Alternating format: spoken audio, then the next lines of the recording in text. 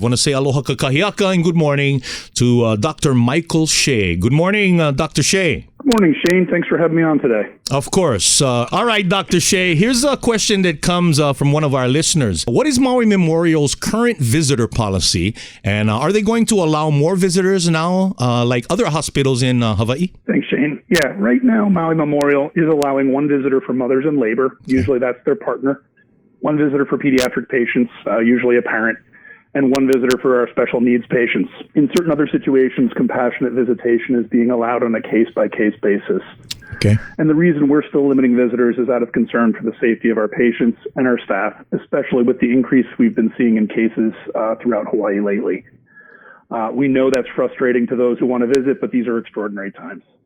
Awesome. I know in the beginning of the whole pandemic, that question was asked very frequently, and it's very good to have a response now. Thank you for that one. Okay, this one comes from multiple listeners. How many cases are currently hospitalized on Maui? I'm very pleased to report that we do not have any COVID-19 positive patients or even any patients under investigation for coronavirus at Memorial currently.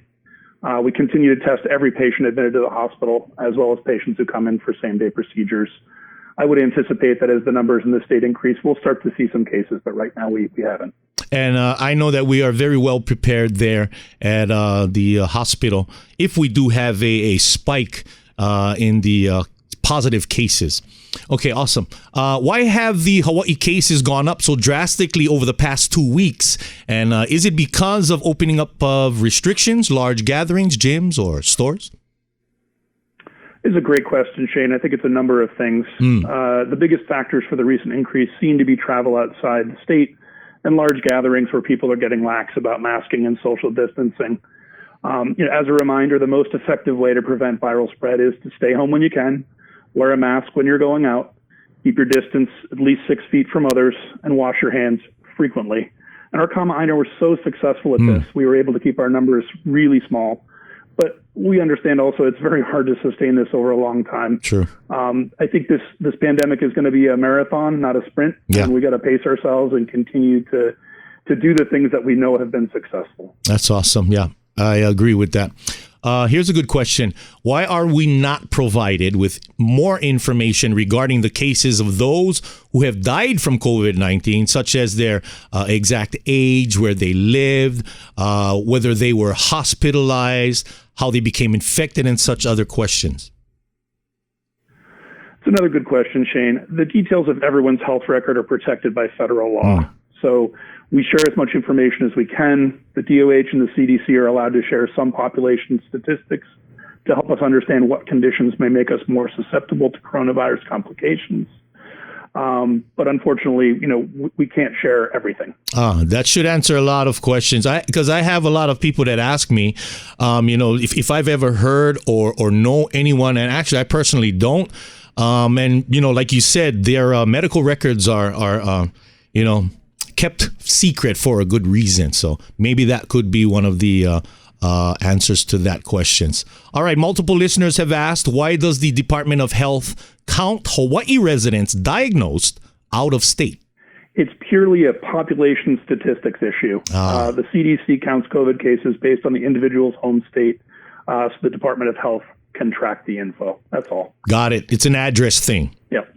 Okay. And finally, doctor, a friend who is a medical professional and normally well-informed, said recently to one of our questioners that the COVID-19 virus has not even been isolated yet, and that as a result, testing infections rates and death rates are very inaccurate. And if this is true, he would suggest that a vaccine is even further out than projected. And where are scientists in their knowledge of COVID-19? I know that's a lengthy question, doctor.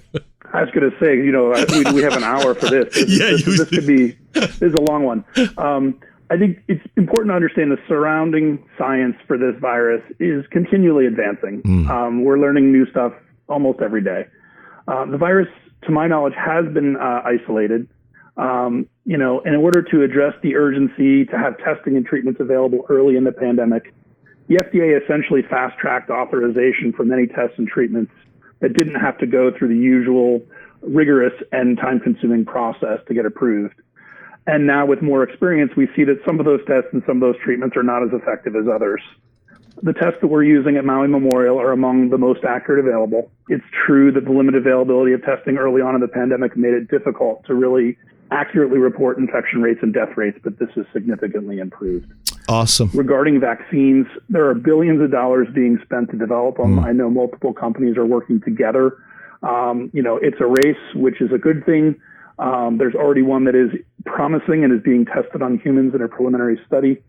But even with that encouraging news, we are probably at least a year at best from having a vaccine readily available to our members of our community. At best. And here in Hawaii, we pray for our scientists, the people who are trying to solve this problem and pandemic, and also all of the information and hard work that you guys are providing over at Maui Health and over at the hospital.